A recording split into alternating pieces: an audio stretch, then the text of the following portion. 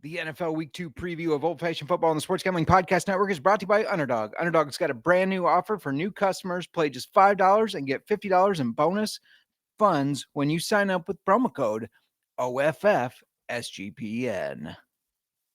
Hey, what's up? This is Sam Acho, and you're listening to Old Fashioned Football.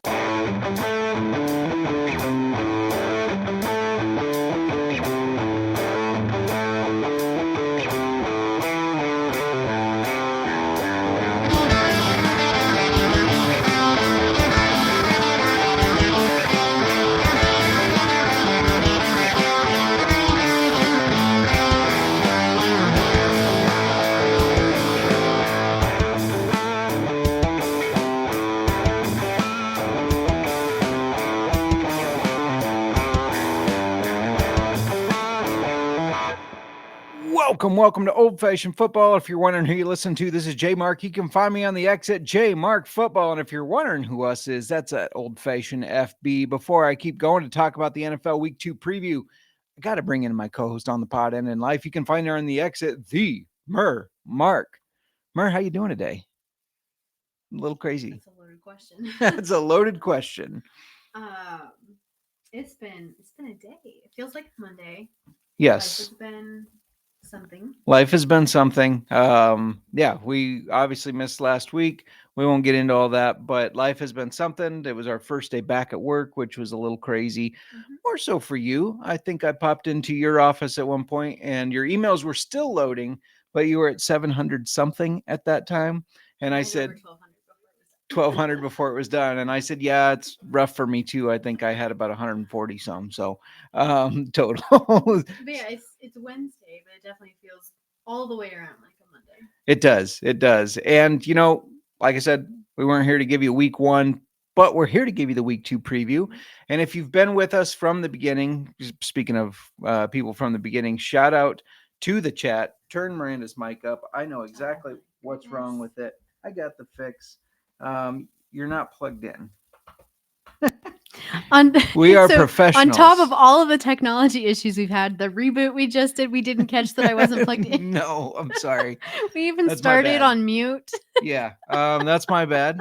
That's great. Yeah. If you missed it, she had 1,200 emails. By the time her emails all loaded, I had 140. I think that was the moral of the story and life being crazy. But yeah, speaking of just people with us from the beginning, new people, Channing in the chat, he got beat by me in our listener league. Mm-hmm. We'll kind of talk about that. FBI Tugboat, shout out to Jordan there. And thank you for the notification to turn Miranda's mic up. Mom's got her back. Mom's always got her back. Anyways, if you've been with us from the beginning or you're just joining us or just joined last year, you know we focus solely on fantasy football and whiskey. Good news, whiskey's not going anywhere. However, we're doing a little different this year where we're bringing you more than just fantasy football with the football. Absolutely. We're hoping to get you prepped for week 2 with any recent team news. And each week we're going to be doing our own 2-minute drills. This is going to be a challenge. I know us. It's going to be a challenge. But we'll be discussing the upcoming games for the week, players to look out for or to avoid in fantasy, combined with Justin's best bets. Yeah, and we know you might have fantasy football questions, so keep them coming our way. You can put them in the chat here. We'll try to get to them throughout the show. Also, watch our socials. We're going to kind of do updates on injuries, stuff like that to keep you up to it. But like I said, do not worry. And Wesley, that comeback by the Bills was phenomenal. What a game. Josh Allen is a stud. I don't know why everybody didn't draft him in the first round of their fantasy football drafts. Right now. It's too soon. It's too soon. And Serial checking in. JMark didn't have to wait till the last week to get his first win of the year. That was in the Pirate League. Thank you very much. I did much better in this one. But anyways, I said whiskey's not going anywhere, which speaking of, Miranda, what are we drinking today? We are drinking Maker's Mark. This is their lost recipe series, and this is edition 1 from 2024. Yeah. And we'll stay tuned because we're going to get more into what that means and give our review. We'll drink it in our old fashioned throughout the show, but we'll circle back. We've had this bottle a while, and I have been just really itching to crack it open. I go through this thing of where if we're going to review it, I almost don't want to try it before our show, you know? Yeah. But I also it's so hard not to crack them open. But this one, it's sat uncracked and ready to go. Hey, we've got 25% off of everything in the merch store. Promo code football. Make sure to check it out. You got to get yourself some old-fashioned football swag. And it's seeing you wear it. I mean, get some, post it on social media. It would brighten our days. It'd make us feel really good. Let's start this off, kick it off with, I guess, news, especially injuries. We already have a lot of injuries, of course. Yes, Xavier Worthy dislocated his shoulder. Sounds like he's going to try and play through the pain. Through pain management, I guess, rather than have surgery. I did see our buddy, the DGen doc, Sebastian, said you're 50% more likely to re-dislocate it if you don't have the surgery. And if you do, you're done for the season. So, but he's taking that risk. It just sounds so painful. I just can't. He ran into Travis Kelce. They ran into each other. That's how it happened. First play of the game. Anyways. Yeah. And then we have Drake London, who also, he had a shoulder injury. It was a sprain. He's considered day-to-day. Evan Engram has a strained calf, and he may miss a game or two. Speaking of tight ends, Brock Bowers has a knee injury. I think it was just a knee contusion, so he'd be good to go if it's contusions. If it's not PCL damage or anything like that. George Kittle, not okay, though. I mean, the tight ends took a hit here. George Kittle, not okay. He's got a hamstring injury. They already put him on injured reserve, which means he's going to miss at least 4 games, at least. And speaking of the Niners, this has been their thing every year. Injuries. Juwan Jennings also left with an injury, also a shoulder injury. I don't think he's going to be back this weekend, so I wouldn't plan on him. Brock Purdy also banged up. He's got a back, shoulder, toe, everything. I don't know. His dick probably hurts too. I'm not sure. Just everything. I want to circle back to Kittle because I've never, he just never falls to me. And I always, I target other players. I drafted him in a couple leagues this year. I always avoid him because of injury concerns. I know, but I was like, no, he's solid. I'm doing it. He's not going to get injured. And look what happens. Luckily, the league I drafted him in, I have Sam Laporta as a keeper. So I'm okay for now. You're good. Hey, we had a big trade happen. Yes. Let's talk about that because it was interesting. It was. So the Eagles, they traded for Tank Bigsby. Yeah. And this whole situation, it is just interesting because we heard all off season that Bigsby is likely going to be their number 1 running back for the Jags. And I feel like the fantasy community and just in drafts, we just saw him get pumped up. Yeah. People were pumping him up. And now he gets traded to the Eagles. Yeah, everybody was out on Travis Etienne. Even Sleeper, if you went to it and looked at the depth charts, they had Tank Bigsby as RB1. Liars. Yep. It's interesting. It also makes me think that Will Shipley's injury, he had a rib injury, is more serious than they're letting on right now because Shipley looked good filling in for Barkley. They have A.J. Dillon, who actually came in as the RB2. I don't know what to make of this, except that if you did not give up on Travis Etienne, I had him as a keeper, and I was like kicking rocks like, this is stupid. He's not even going to play probably. He looked good in week 1. Yes, he did. Which we'll get to. And I think he's going to continue to succeed. Obviously, he's now is one of the main guys there. Real quick, before we, continue on to our 2-minute drill and give you the week 2 preview, I got to let you know that we are brought to you by Rhythm. We're brought to you by mybookie.ag professionals. MyBookie is your place to bet on football and everything else. You're home for NFL and college football. They even got CFL. MyBookie's $100,000 NFL Super Contest is a $15 entry. They're offering buy 2 entries, get 1 free. MyBookie accepts customers from a ton of locations, easy deposit and lightning fast payouts using crypto. Get your Dogecoin ready. It's on the New York Stock Exchange now. Head over to mybookie.ag, promo code SUPN for 100% bet back bonus up to $500. Terms and conditions apply. That's mybookie.ag, promo code SGPN. We're also now brought to you by Rhythm. As you probably already heard, it's not deja vu. Last season, Rhythm was on fire. They were 76-66 against the spread, 22-19 on over-unders when it said, hey, you need to bet this. And they really shined on those Josh Allen props, 23% return on interest, going 15-8. Rhythm also has MLB, WNBA, golf, college football, and they've introduced a leaderboard with weekly cash prizes just for tracking your bets in the app. Track 5 bets of the same type from any model that you build. You could win $1,000. You got to do that. Just get over it and get your 7-day free trial by going to sportsgamblingpodcast.com. /rhythm. All right. We are back. OFF sweatshirt in the merchandise store, along with the Bottom Line bombs and college experience. I love it. And I love it. Mm-hmm. And of course, Channing has Kittle.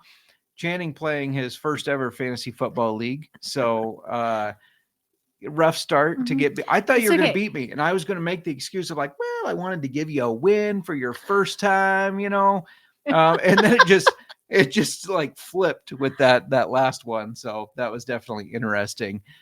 Just checking in with the chat again. All these tight end injuries must have devastated you as the tight end expert. It is. It's devastating. And I'll share the pain on Kittle since I have him in a couple leagues. So yeah. Hunter pointing out we switched seats, and I just noticed we usually have ourselves mirrored. And I see Brian Scott's beautiful jersey in the background. That's why yeah. We'll fix that next time, Hunter. We're in the same seats. We're just not mirrored. I didn't know we mirrored. We look the same to me. I know. And Jamie saying, why are you guys sitting so far apart? Is JMark in trouble? Or forgot to shower? The answer is yes. I told you, we're having so many difficulties. It's like life has just like been turned upside down, and we come back and we don't even know how to get this thing going. I know. We were struggle busing for a while. Shout out to Jamie, by the way, because, we're going to do quick hits on fantasy football, but don't leave our show for his. Check his out later. But when he's live, when we're not, go check him out with the Dynasty 6-pack. He's with Kyle Center, who's been on our show as well. Great dude out of Canada, eh? All these Canadians with Channing. We've got other listeners, which we found out we have a listener in Canada whose name is, I want to do this right. His name is Mark. His brother also listens, whose name is Justin. So that's pretty cool. Yes. It's just, I don't know why it's cool to me, besides the fact that my name is Justin Mark, but it's just fun. So, and who knew we had Canadian listeners all over across the board there. Okay, we're going to do a 2-minute drill. I was going to say it's going to be the fastest 2-minute drill, but 2 minutes is 2 minutes. Yeah, well, we're going to try. I'm going to fail. I just know I'm going to fail. I always derail us. I have to keep I think you should. I know I'm at fault for derailing us or I fluff too much. Just say too much. I'm not a fluffer. Is that what you're trying to say? I get too wordy sometimes, and I've got to reel myself in. Reel it in. And got it. And I mean, I have some notes and stats. I got to get through this. I got to make it in 2 minutes. I noticed we said I was going to keep a timer going, but I noticed on your phone, you've pulled it up. I think that's a distraction. No, I've got to see the timer. I got to know. I only have 30 seconds left because I got to save you time. We don't need to talk about this. See, I'm already derailing us. We've got this. Anyways, we're going to talk about each game. We've got 16 games to cover here. And we're spending 2 minutes. 2 minutes a game. Each. Gonna give you a little bit of, look at the matchup. Yeah. Recap from last week. Right. I'm going to tell you who I'm starting, who I'm not, depending on the players. And just so you're know, going to give a bet. The chat chiming in, Jamie saying 2 minutes is JMark's average from what I hear on a good day. On a good day. So shall we jump right into I need to try this old fashioned. All right, yes. You try the old fashioned. I'm going to set us up to start this 2-minute drill. We're going to do our best here. Our show, it may ebb and flow a little bit on how we do it, but this is how we're doing it. We're trying today. It this way. We're trying it today, and that starts with Thursday night football. 2 minutes on the clock. Green Bay looked really good against the Lions. They, of course, on Thursday night take on the Washington Commanders, and they're 3-point favorites. They won against the Lions 27-13. I was a little surprised at how good they looked, even though I did say after that Micah Parsons trade they're going to win it. And the Commanders started slow, but they did beat the Giants 21-6. Yeah, for the Commanders, Deebo Samuel looked good. He caught 7 passes for 77 yards. He had a rushing touchdown. He is a must start, in my opinion. We also didn't know how the Commanders' backfield would look. Ja'Cory Krosky-Merritt had 10 carries for 82 yards and a touchdown. He likes to go by Bill. Sorry. Well, not today. And Eckler got banged up, but he had 6 carries. He was also involved in the passing game. Yeah. Jahmyr Gibbs had 10 catches against the Packers in week 1. So Eckler being confirmed healthy, he feels like he could be a good start in PPR leagues. Absolutely. Agreed. For the Packers, Jordan Love spread the ball all around enough that they only had one receiver that had over 2 receptions. Mm-hmm. It makes me nervous and just a little hard to narrow it down on which receiver people should be starting or paying attention to. Yeah. Jacobs averaged 3.47 yards per carry. He did get a touchdown, but Washington's frontline defense did a great job stopping the run in week 1. So honestly, I'm just not trusting any Packers players in week 2. Yeah, no, I like it. I mean, you probably have to start Josh Jacobs, but I'm going to pick up right where you left off and saying, yeah, I thought the Packers looked really, really good.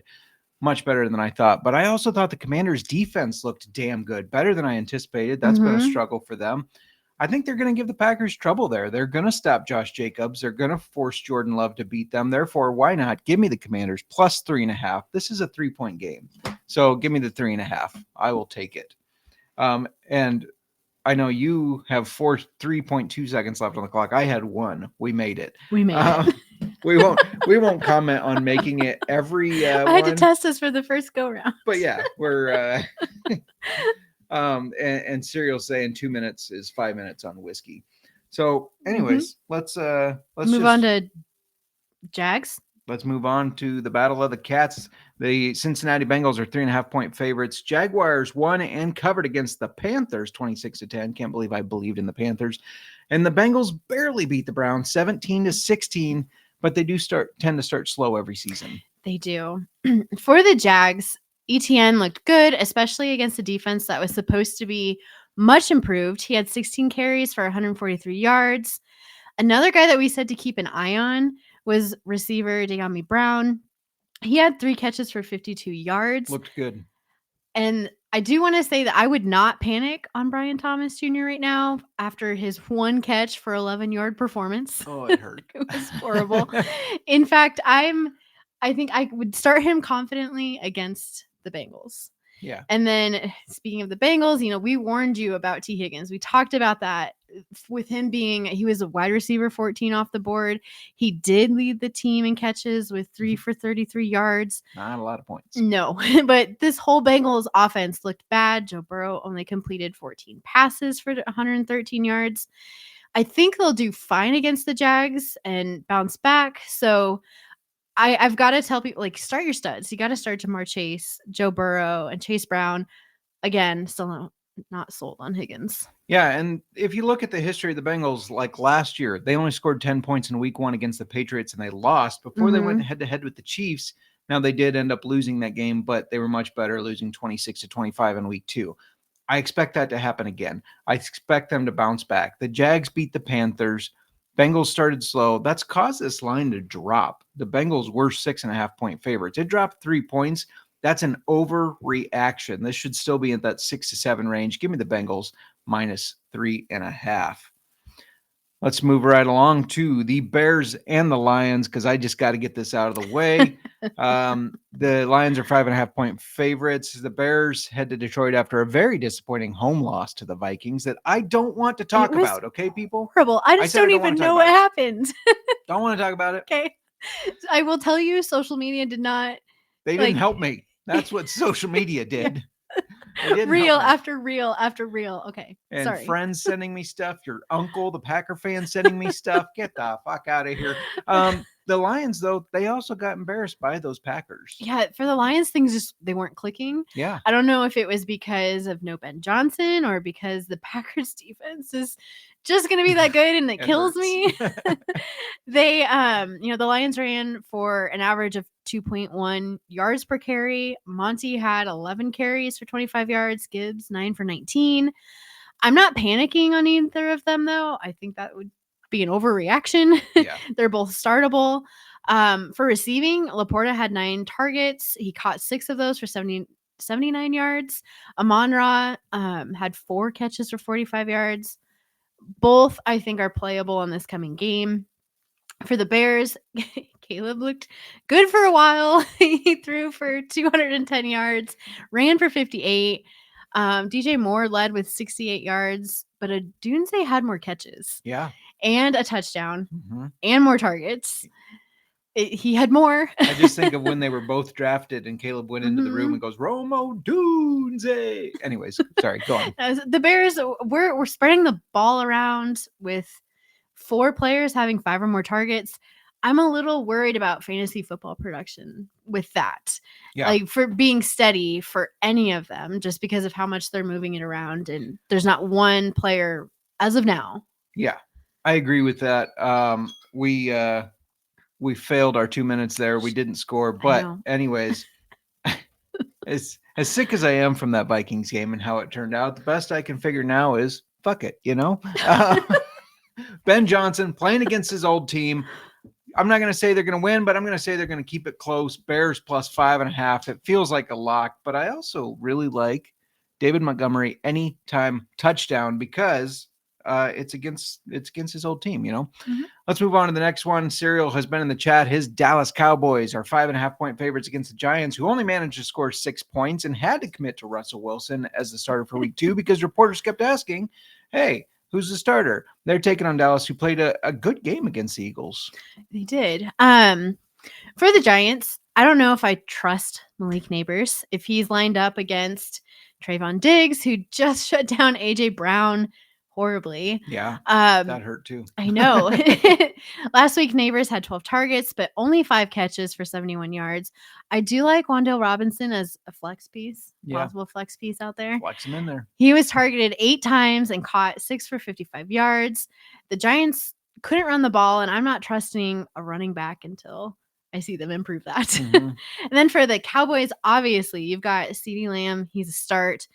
But with the Giants just giving up 220 yards on the ground to the Commanders, I'm also feeling like Javonte Williams is a start. Yeah. He had 15 carries for 58 yards and 2 touchdowns. And yes, the rookie Jadon Blue was injured and out. And he could play this week and maybe cut into some of that workload. But I think that Williams showed he can be fantasy football relevant. Yeah, no, I like it. I think the Giants are a mess. I gave them out as the last team to win a game, and then I almost backed off of it because their defense looked so good. Then I was flipping to having them win over 5 games, and maybe they will, but as of right now, with how they looked, with Russell Wilson as a starter, not trusting them. Give me the Cowboys to win by the over the 5.5 points. I think they win this one by 8 to 10 points, to be honest. So there you go, Serial. Don't say I never said anything nice about the Cowboys. For the next game, the Rams are minus 5.5-point favorites against the Titans. I did not mean to say minus 5.5. They're 5.5-point favorites against the Titans. Minus 5.5. Yeah, they hung on to an ugly win, 14-9 over the Texans, but they're another team that Stafford starts slow. The Titans lost to the Broncos 20-12. The Titans defense looked really good, but Cam Ward, he looked like a rookie that needs time.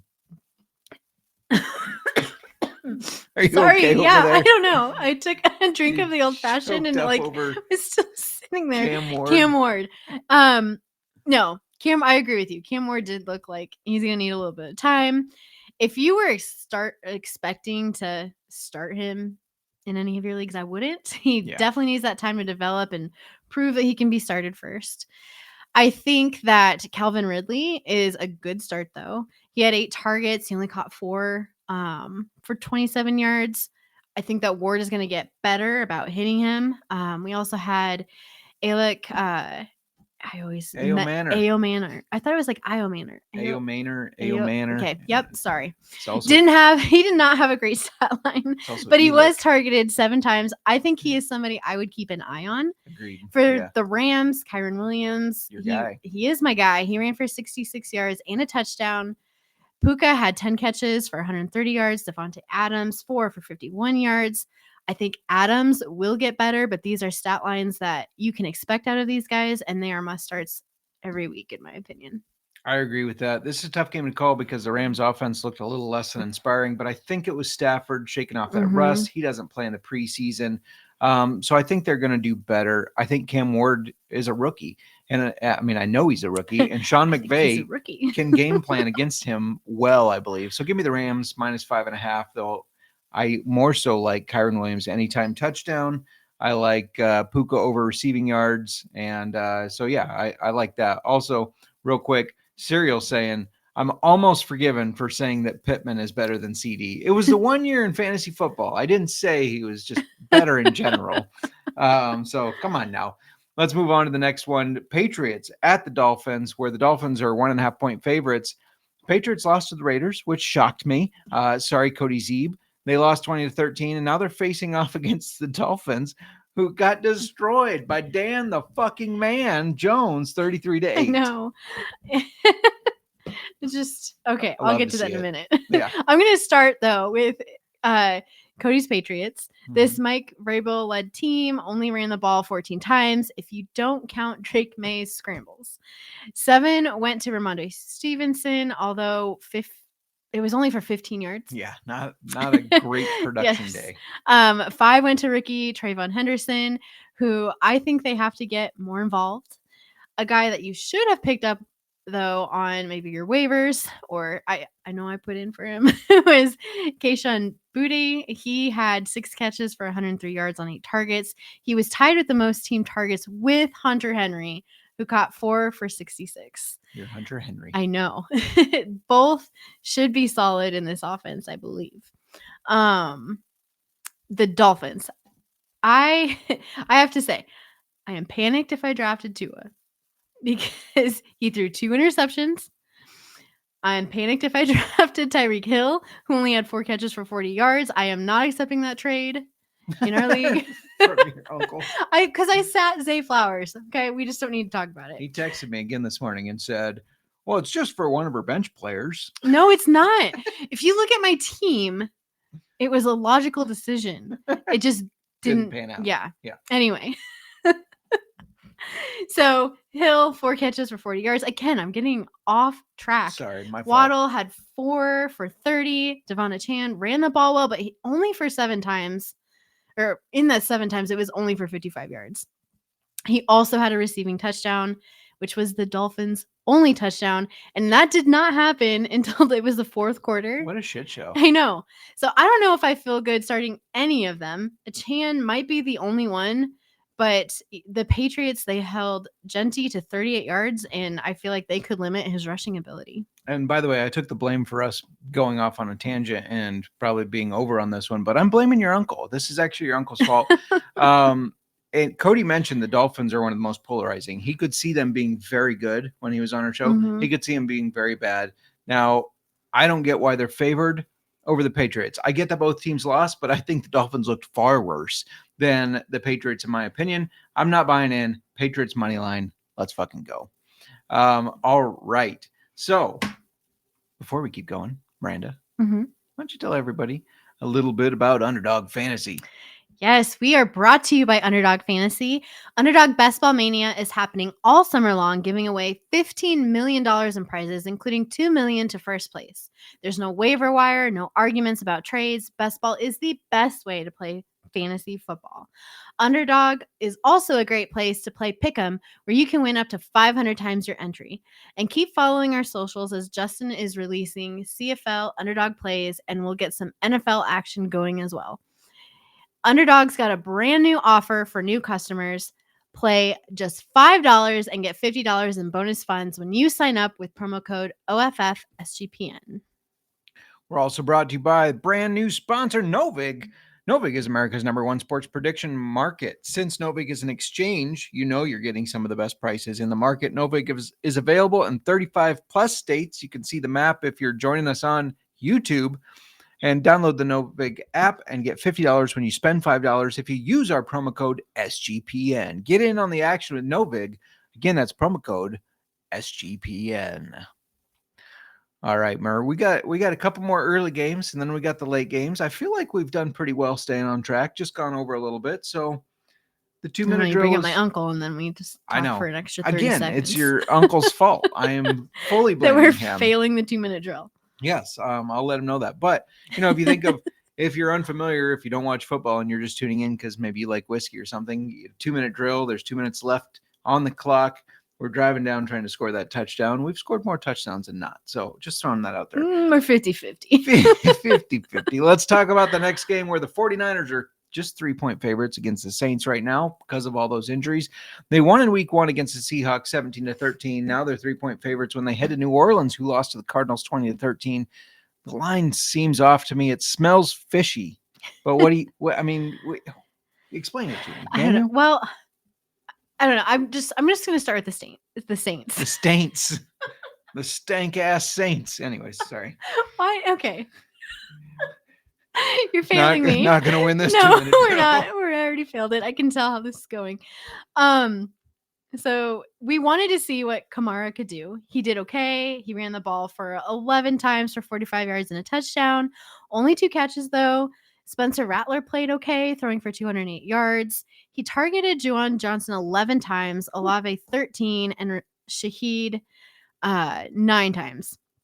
None of them had mind-blowing numbers, with Juwan Johnson leading with 8 catches for 76 yards. I'm staying away from these Saints players. I'm still not trusting them for fantasy. Yeah. As far as the 49ers go, CMC ran the ball 22 times for 69 yards, while Brian Robinson ran for 9 times for 33 yards. CMC's health is fine for now, but I think that they have to even that workload out a little. He also had 9 catches for 73 yards. When he's healthy, he's still a number 1 guy. That's 31 touches for a guy that has health concerns. What are you doing? Yes, that's a great question. Sorry. And then Ricky Pearsall, he is a must start. Yes. I started him in some of my leagues, and some of my deeper leagues I had other options, and I should have started him. He had 7 targets, caught 4 of them for 108 yards. And now with Kittle out and potentially Jennings out, he's going to continue to be heavily involved. Yeah. So for this game, for betting, I know the 49ers travel a long way. I know Jennings is hurt. I know Kittle is out. I know Brock Purdy is banged up, though they do have Mac Jones as a backup.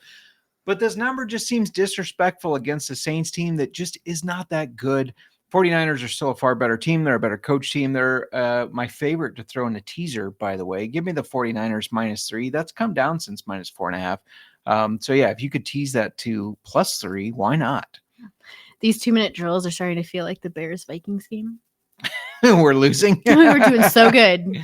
We were. Hunter. I know Hunter's a Bears fan. I'm curious of your thoughts on the Bears against the Vikings. Were you as upset as me? I remember at one point you going, this is really intense. And you were just so angry because our lead was slipping away. Let's talk about the next game where the Bills are 6.5-point favorites over the Jets. They were 8.5. It came down to 6.5. They had an electric win, as Wesley Woodcock said at the beginning, over the Ravens 41-40, the first team to come back from 15 points with 4 minutes left and win the game in regulation. While the Jets played a very close game in a 34-32 loss to the Steelers, where I thought Justin Fields looked damn good and looked like he was having fun again. Yes. And he's, in my opinion, for fantasy, like a must start. The Bills let Lamar run for 70 yards and a touchdown. Fields should be able to run too. You've got to start Bryce Hall as well. I think that sounds obvious, but all offseason, like I have to justify this. I just heard how this was now Braylon Allen's team. They both lined up in the backfield, sometimes at the same time in pistol formation. Which I love, by the way. Anyways, that's old school football. They're utilizing these guys in all the right ways, but Bryce Hall is a stud. 19 carries for 107 yards and 38 receiving yards. Garrett Wilson also looked good as Fields hit him 7 times for 95 yards. For the Bills, you know to play Josh Allen. I don't need to tell you that. And James Cook. Let's throw both of them out there. Yeah. But Keon Coleman, we wanted to know if it was Coleman or Shakir. Like who's going to be the number 1 guy, and they both look good, but Coleman was targeted 11 times. He caught 8 of those for 112 yards, and he had a touchdown. I think if we're just looking at week 1, I think he's going to have a good year. Yeah. In the family league, my dad left him on the bench and was very disappointed. I think the Bills are going to have a good year. This is kind of a tough one though, because the Bills are a better team, but the Jets look damn good. Maybe it's my Fields bias in there.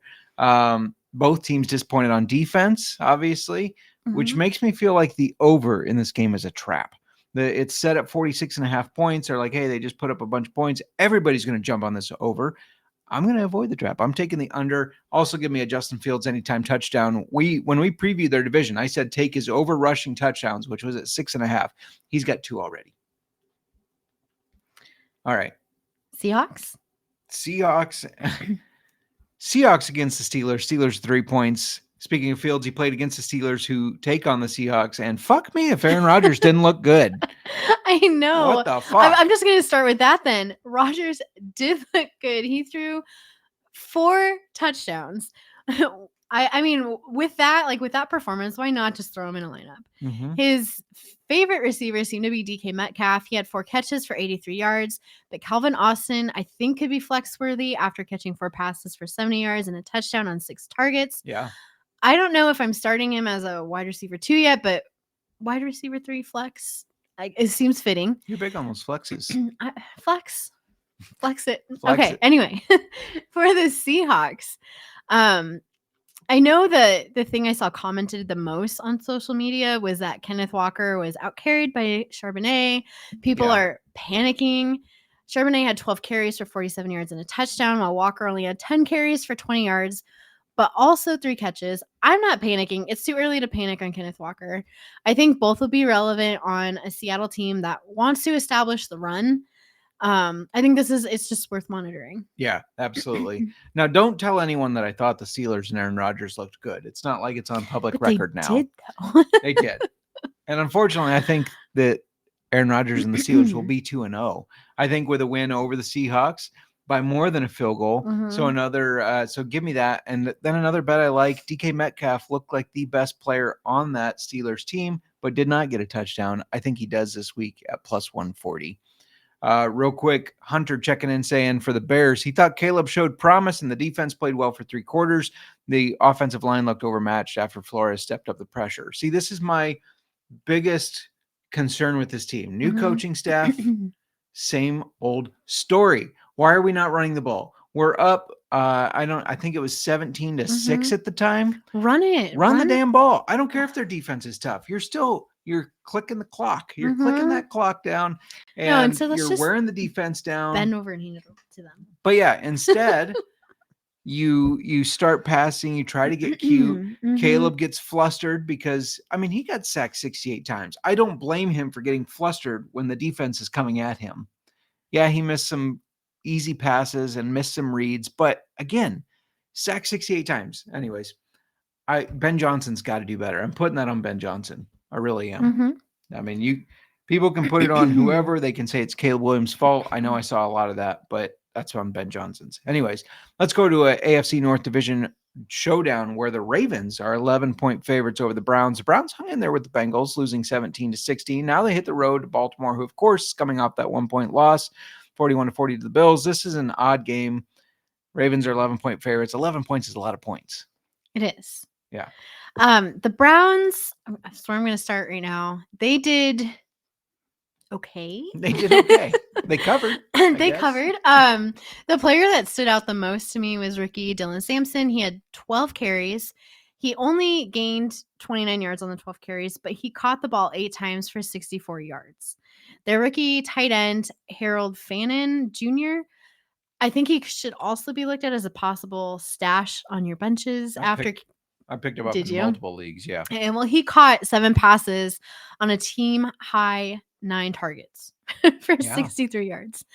Their other rookie running back, Quinshon Judkins, he has signed with the team and he could be back, which will cut into Sampson's workload. But in a PPR, I like Sampson from a PPR standpoint. Yeah, agreed. I think that he could be a must start for that. Yeah, you said 8 catches for 64 yards. I mean, yeah. You gotta jump on that. Yes. For the Ravens, I don't think there's anything to say except you should obviously start Lamar, Derrick Henry, Zay Flowers. I'll be kicking myself on that one. Do not leave Zay Flowers on your bench. Like you did against me in the Mark League that we run. This is a weird game to bet for me because the Browns did cover against the Bengals, who we already said start slow. The Ravens are a whole different beast. They got to be pissed off right now. I think you have to take the Ravens in the points, but I'm not confident about it. So instead, give me Derrick Henry 2 touchdowns because he's got to be pissed off because he fumbled the ball and cost them that game, and he put that loss on them. So I like Derrick Henry 2 touchdowns. I also like, as an alternative, you can bet Derrick Henry and Lamar Jackson anytime touchdown. We made it to the late game window, which is less games. Good news. Okay. These are the games that start not at noon, the late game. And you started your timer. Our timer is starting now. We're not talking about timers anymore. The Broncos are 2-point favorites over the Colts. And yeah, I mean, was this a fluke or is Dan Jones back? I mean, I think he's back. Dan Jones looked like somebody you at least may want on your bench. He had 272 yards and a touchdown, plus 26 rushing yards and 2 rushing touchdowns. He was just on fire. For the backfield, Jonathan Taylor had 18 carries for 71 yards. DJ Giddens should be on your radar after getting 12 carries for 41 yards. And part of that was because they were up so much, but I still think they want to get him involved to keep Taylor healthy. It would make sense. It'd be smart. Tyler Warren and Michael Pittman also solidified themselves as starters in your lineups. For the Broncos, I hope Sarah heard that. Pittman. You would call that out. For the Broncos, Bo Nix threw 2 interceptions and didn't have a good day for fantasy. No. I'm not like writing him off for a sophomore slump yet. RJ Harvey had 6 carries for 70 yards. J.K. Dobbins, 16 carries for 63 yards. Dobbins is, in my opinion, RB2, Harvey a flex. For receivers, Sutton is the receiver to have on this team. I don't feel like the others can fully be trusted to produce each week yet.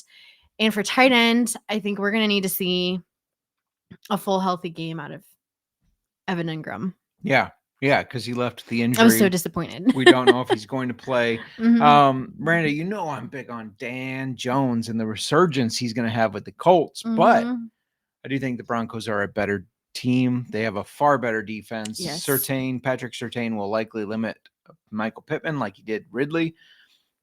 And if they can limit Jonathan Taylor and Giddens, this should be a bounce back and a win in a dominant fashion. Give me the Broncos minus 2.5. They should be more than 3-point favorites. I should have checked beforehand, but I think Michael Pittman might have outscored CeeDee Lamb in fantasy football. I should have looked that up. Anyways, next we got push his buttons. Right. There. Next, we got the Panthers and the Cardinals. The Cardinals are 6.5-point favorites over the Panthers, who look like shit. Go figure. This offseason, I did something stupid. I bought into the fact that Bryce Young could be a franchise quarterback. He had 2 interceptions, a 20 QBR quarterback rating, and a 49 overall rating. He was 18 for 35, 154 passing yards. He did have 40 rushing yards, but for fuck's sake, he looked like the same Bryce Young that I've doubted from day one. Well, I don't know why I changed my stance. Why did you? Because even in this offseason, you were talking about. Well, he got benched last year, and when he came back, he looked rejuvenated and like he had something to prove. Now he looks like the same old piece of shit. The Cardinals didn't need to do much against the Saints, but they did win. All right. So I will say that. Cardinals. I'm going to take it from Cardinals. Sorry. He's a far better quarterback than me. You called Bryce Young a piece of shit. He's a far better quarterback than me. It's my armchair opinion. He's got way more talent than I will ever have playing football. But okay. Let's reel us back in here. Yeah. Kyler Murray looked good. Marvin Harrison had a touchdown with 5 catches for 71 yards. I thought that was really promising to see. Yeah. Trey McBride had 6 catches for 61 yards. He was targeted 9 times. We know these are the studs. James Conner led the backfield with 12 carries, but only for 39 yards, while Trey Benson had 8 carries for 69 yards. I'd watch this backfield closely and maybe stash Benson if you can. Yeah. For the Panthers, their rookie Tet McMillan showed why they drafted him with it was their top 10 pick. He had 5 catches for 68 yards. Outside of him, I mean, you had Chuba Hubbard. He had an okay game, but I stayed away from Panthers players preseason and drafts. I'm staying away from them now. Yeah. Still.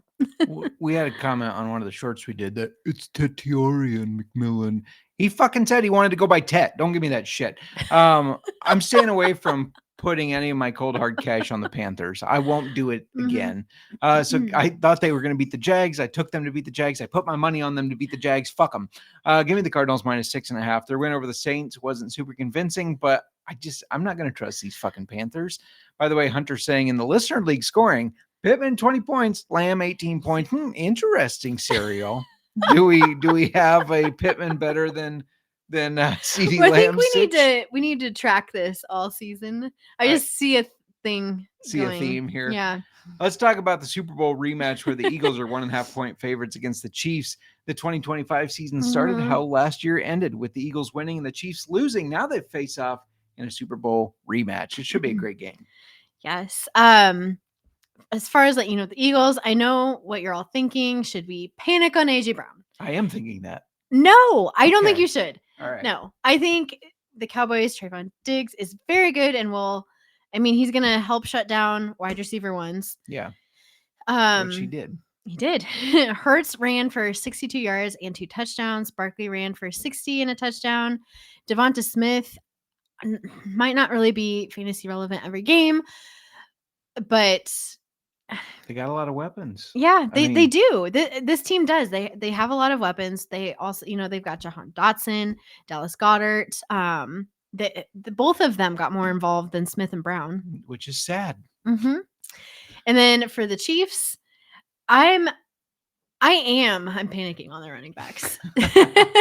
Pacheco, I don't know what they're doing, but Pacheco had 5 carries for 25 yards. Hunt only had 5 carries for 16 yards. They weren't far behind the entire game, so I don't think it was a game script issue. Yeah. I think they just weren't committed to the run. And if that continues, it's going to be bad. Travis Kelce's fantasy football day was salvaged due to the touchdown he had. Otherwise, it was just 2 catches for 47 yards. If Xavier Worthy is still injured, I think you've got to look to Hollywood Brown. He did have 16 targets, catching 10 of them for 99 yards. 16 targets is insane. For betting, my best bet for this game, I want to say the Eagles are the better team. I truly think they are. But do you really think the Chiefs with Patrick Mahomes and Andy Reid are going to start 0-2? It doesn't sound right. It doesn't sound right. I don't think they will. I think you got to take the Chiefs. Take them plus 1.5. Take them on the money line. But I think I don't know though. I don't know.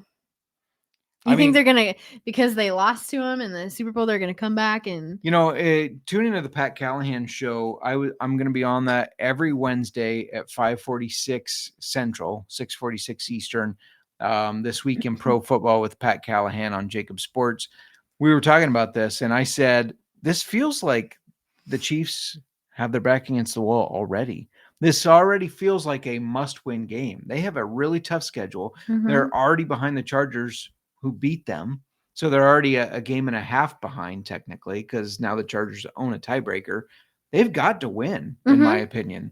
So I think this... I don't disagree with you that they have to win. I know it's only week 2, but it's a must-win. You just wonder if it's already they can. A dire situation for the Chiefs. You just wonder if they can win. I don't know. I also think back to the Super Bowl, and it was like, what? Yeah, I know. I think they will look to get some revenge there. We'll see. Next up for Sunday night football, we got the Falcons at the Vikings. The Vikings are 3.5 point favorites. We know that the Falcons lost in the last few minutes of the game against the Bucs last week, while the Vikings won in a comeback win that I don't want to talk about. It's Michael Penix versus JJ McCarthy, who faced off against each other last time in college in a bowl game, Washington versus Michigan. Sorry. Which Michigan won. While you're sorry. Yeah. Well, I'm sorry. So let's start with the Falcons. Penix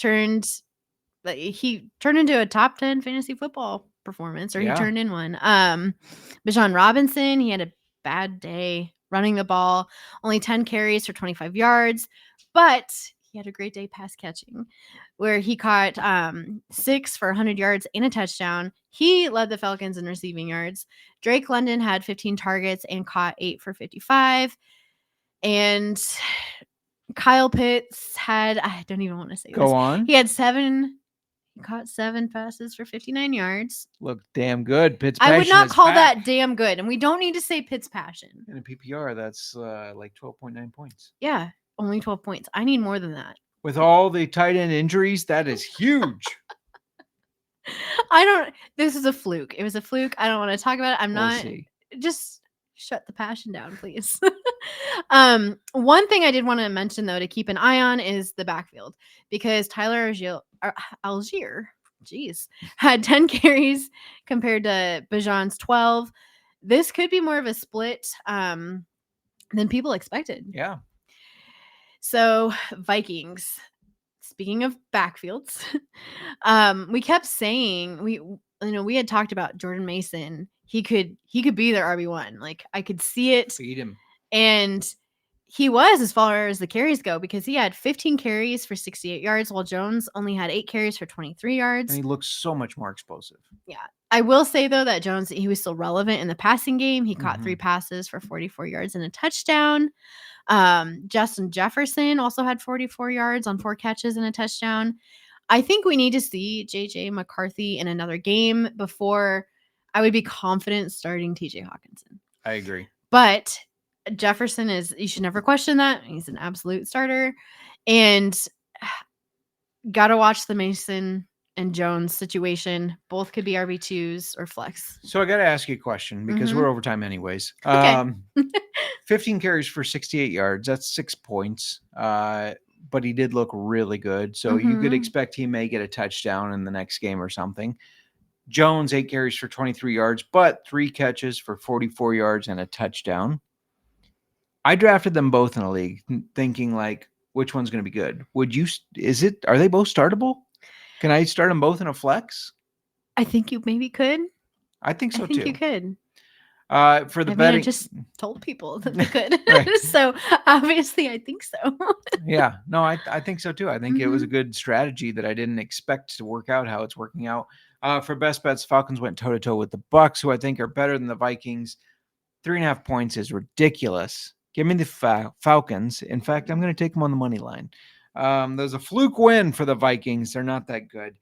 Let's go over the Bucs and the Texans, where the Texans are 2.5 point favorites. The Bucs came back and beat the Falcons while the Texans lost to the Rams. They'll face off on the first Monday night game. There are 2, so get ready for an unproductive Monday night from me, Miranda. Oh, lovely. Let's look at the Bucs. We didn't see the production that we expected out of Bucky Irving, who did salvage the day with a receiving touchdown, but only ran for 37 yards. It's 37 yards on 14 carries.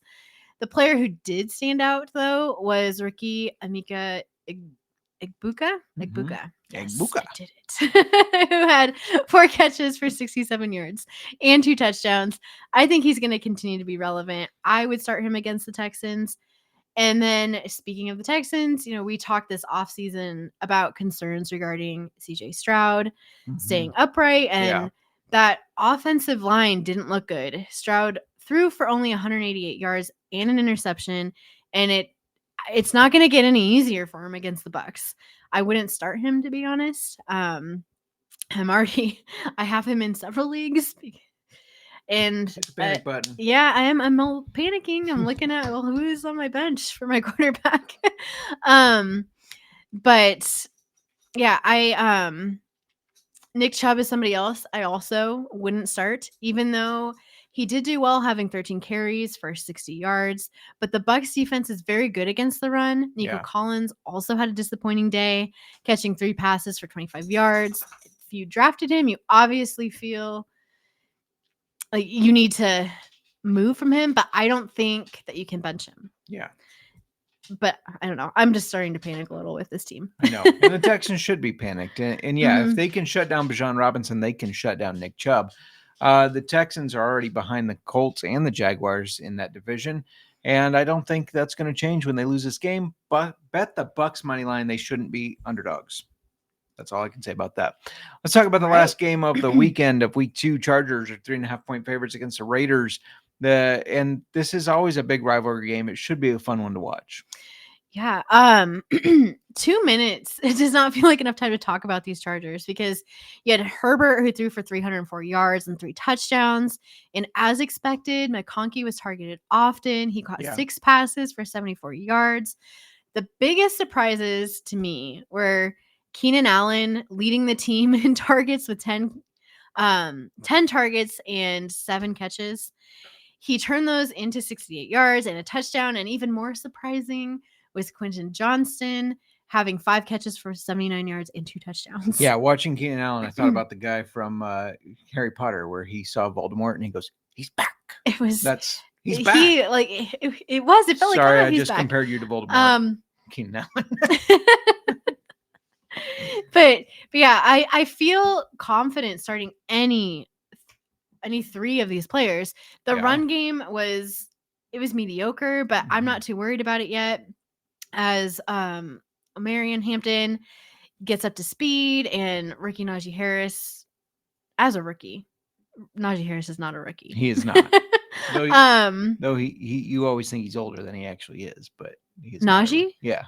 No, we've discussed his age before. Yes, we have. I can't remember. Is he? He's only been played like 3 or 4 years. 20 something. He's young. Okay. Anyway, Najee Harris needs to get healthy. Yeah.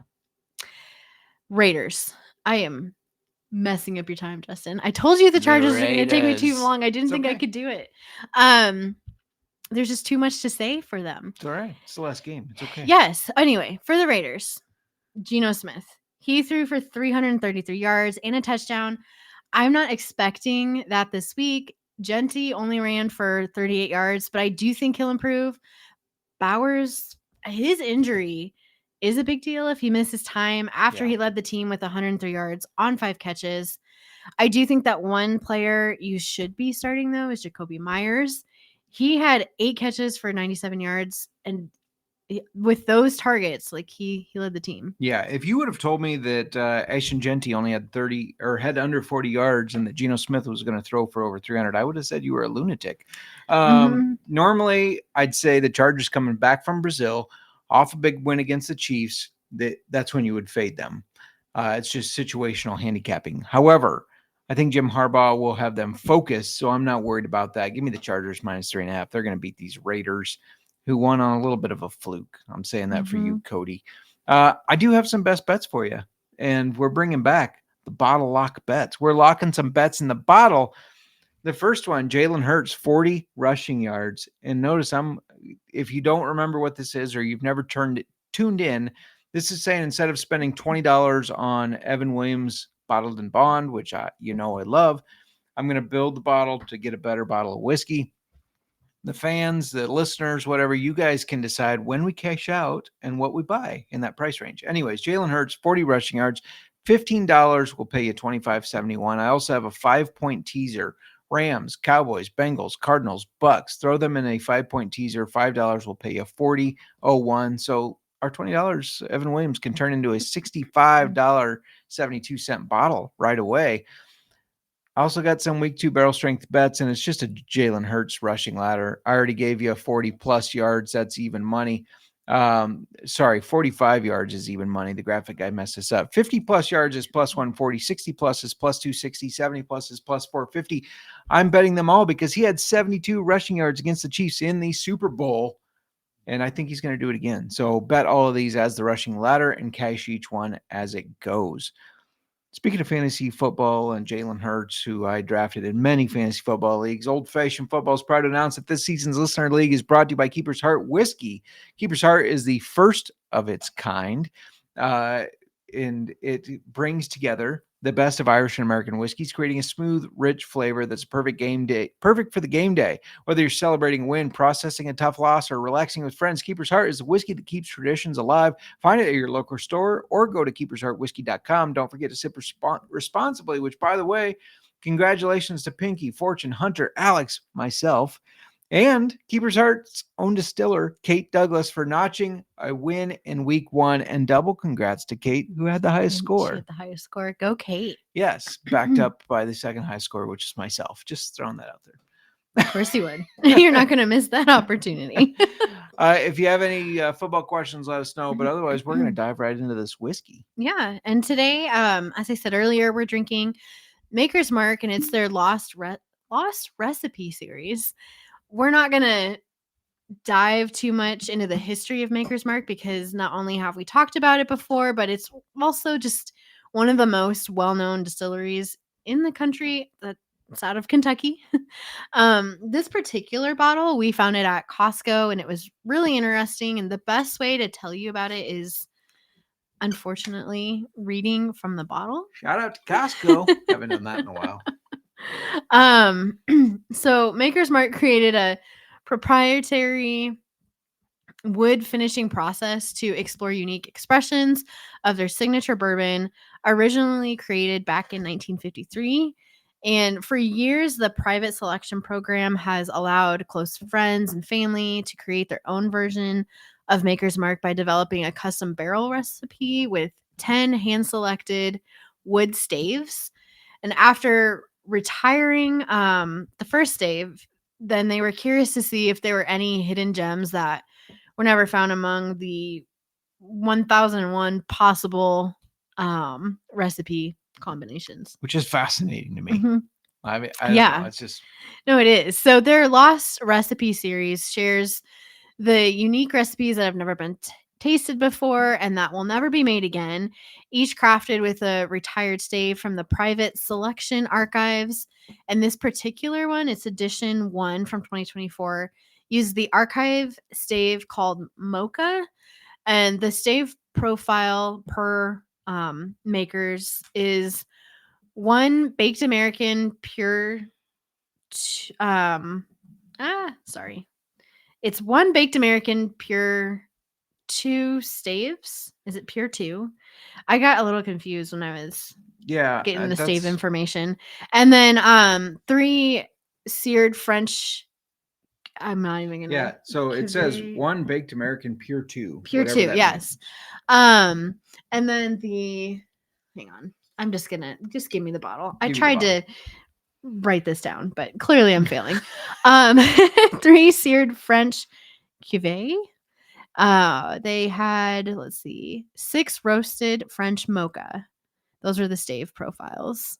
Yeah. So it's really, really interesting. And I kind of looked up staving on my own. We didn't talk about this, but like they will take it can either be brand new wood staves that have been toasted or like given whatever unique profile they want them to have, or they can be used staves from other barrels, and they put it in the whiskey to give the flavor and profile like exactly what they're looking for. Okay. But let's see. There was something I thought I wanted to talk about, the mocha stave, and I just don't see it here. But anyway, because I thought they talked about bad note taking. I know, and I read about what it was, and I just don't have it with me. But anyway, this particular bottle is 111.9 proof. So it's a high proof, obviously. Let's just go ahead and jump into our scoring. Yes, in the old fashioned. What did you think of it? Well, we're gonna go to the bottle. What do you first. think of the bottle? I mean, it's a Maker's Mark bottle, right? Which is kind of cool with the wax seal, but is it overseen, or do you still find it cool? I don't think it's like over. I don't know what you mean by overseen, but it's very distinguished by that. True. Yeah. I love how they pour all that wax over it. I just like the Maker's Mark bottle. They dip it in wax, actually. Well, it looks like it's poured, but I understand. They dip it in wax. Whatever, Justin. Technicalities. I don't know. I'd give the bottle a 4. A 4. It's not a normal bottle. Yeah, I'm going 3.5. I almost said 3.5. Did you? By the way, Hunter pointing out that he stayed undefeated against the Mark family. I believe that's who you lost to. It is. Because I didn't lose, so it must have been. It was me. I will raise my hand. I thought it was really good in the cocktail, to answer your question. No, it was. I would give it a 4 in a cocktail. Yeah, I agree with that. This was very good and unique. It's like, because we make our old fashions not fancy or anything, like just a basic recipe that we follow. Yeah. Like our own basic recipe, I guess. And it makes it complex. It does. Shout out to Nick Fortune joining the chat. Hello. Good evening. Fun fact of the week. I beat Cody Zeeb in fantasy football by half of a point. That a boy. You also won in the listener league. We mentioned that earlier. So congratulations on that. Should we move on to nose? Yeah, let's do that. This, I know I opened the bottle and I went, whew, you got to smell this. It's very complex on the nose. And we were on vacation. I'm not a big chocolate guy. Ate a little chocolate on our couple days away. I smell dark chocolate. I don't know why, but that's what I smell. I do. And like caramel. Yeah. Dark chocolate, caramel, little bit of the oak smell. There's definitely an oaky smell in there. This smells amazing. It smells really good. I have not tasted it on its own yet. I'm excited to do so, but the smell is amazing. It's complex. And yeah, I get the dark chocolate, the caramel that you said, the oak. Mm-hmm. That is a very good smell in bourbon. Yeah. For score, what would you score it? This is where I'm torn because is it the best thing I've ever smelled? No. But is it very good? Yes. I've locked my score in, but I don't want to say it. And I'm giving it a 3.5. Whew, she's a hard grader. I'm not a hard 4.2. 4.2. Yeah. I don't want to say it's a. That's okay. That's okay. I like the dark chocolate better. There are other whiskeys, bourbons that I've smelled that I've liked so much better. This has a little bit of. It's the proof. It like you smell it too long. You have your nose in there too long, and it burns your nostrils. Really, I didn't get that. Because I have more mustache than you. It's filtering out the burn. Yeah. It's the mustache. You have more mustache than me. Yeah. You have. Thankfully. Yes, you definitely do. Thankfully, I do. Which speaking of mustache, you probably have a lot more nose hairs than I do too. Oh, I'm sure I do. And it's just like burning my nose. Speaking of mustache, real quick, if you joined us for the NFC North show and we talked about RD shaving his face for charity, thank you if you donated to that. But he left the stash, so he has just the stash, and he looks really weird. I've only known him with a beard, so he looks really weird. But anyways, okay. So that's why mine is just like a 3.5 because it does. I can smell like the complexity of it. It's intriguing, but I think it's that high proof that I can't smell it too long. That's fair. Why don't you go ahead and taste it because I already took a taste. I will say that this does not drink like 111 proof whiskey. I did not get a ton of burn from it. She's taking another drink. What are you picking up? I still get a dark chocolate taste with it too. There is a chocolate taste. Like the finish is dark chocolate. Yeah. Like cocoa. I don't want to say like a dark chocolate. Like we're talking like 85% or more 85% cocoa. Dark. Like serious dark chocolate. Yeah. But it's good. Like almost a bitter dark. Yeah, but in a good way. I need one more sip. We're both sipping. That's the main profile thing I'm picking up from it. But you also get your traditional bourbon sweetness with it, your traditional bourbon oakiness. It's not super sweet to me. No. It's a little, I guess, at the very end, when you're done. Yeah. And then you do have a little sweetness. So aftertaste, like an after. Behind baseball, I don't eat chocolate very often. But when I do, it's dark chocolate, and I just let it melt in my mouth. And that's how my mouth feels right now. It feels like I've let that dark chocolate melt there with a little bit of sweetness. There's a lot of oak. There is a lot of oak. Well, they've been throwing all those staves in there, so it would be weird if we didn't taste that. Yeah, agreed. Because how many staves went in it? 6? More than 6. There were 6 just roasted French mocha. 6 just roast. There are 10 total. 10. Yeah. Okay. And now, did you read? Do they put those in a barrel, or do they use those to make a barrel? They would put those in a barrel. If you're staving, you put them. Well, a stave is the part of the barrel. That's what I. A barrel's made with like 30 some staves. Is it? Yeah. I guess I've never counted. I know we have a barrel. And if it's bourbon, isn't this bourbon? Yeah. It has to be an American oak. You're right. So that's just put in there.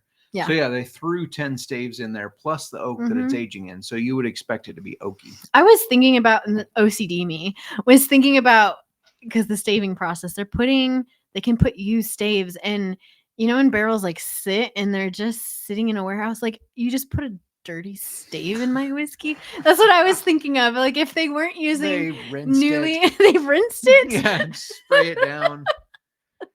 But anyway, I was thinking about that, and it kind of grossed me out. They could use it. There is some people when they do the staving finishes, they use brand new staves, and then they like char it to whatever they want, or they soak it, or whatever they want to do, and then they put it in the whiskey. But it's also common for them to use staves from used barrels, like a once used barrel. Yeah. That barrel still sat there in an open climate Rick House. Like, it's just gross. Yeah, You've seen whiskey barrels. They're disgusting. I wouldn't call them disgusting. The outside of them, of a used barrel, is gross. They rinse it down, I'm sure. And then you've got that band, like the metal banding that can get like rusty and stuff. And so then you got rust on your stave and you threw that in the whiskey. If you wash it before you put it in the barrel, then you're washing out the flavor. Why don't you put your OCD aside and give me a score on the taste there, the taste profile? Because I think this is really good. With the dark chocolate. No, it is that good. I'm getting, I feel like you should have a bar of really dark chocolate while you're drinking this. Mm-hmm. I would give it a 4. I really like it. I gave it a 4.5 because I really, really like it. And I think the taste is better than the smell, which I gave a 4.2. So I had to pump it up a little bit. That's very good. You can find all of my against the spread picks at Tally Site in case you did not get all of them here. And by the way, I was number 1 against the spread last year. Cody was second hind tit on that one. However, he did start week 1 better than me, but I'm not counting myself out yet. It's only week 1. I talked about the panic button a lot. Yeah, you want me to pick? Well, we were going to get you set up on Tally Site to make your picks. I know. So if you want Miranda's picks, that might be What if I do better than you? That's okay. You want me on there? I have enough confidence in myself. I'm not worried about it. I need to do it now. Yeah, for sure. Make it a competition. That's all we got for our week 2 preview. We'll be back next week for the week 3 preview. Similar format. You know, we may tweak some things here and there. Let us know what you want to hear about.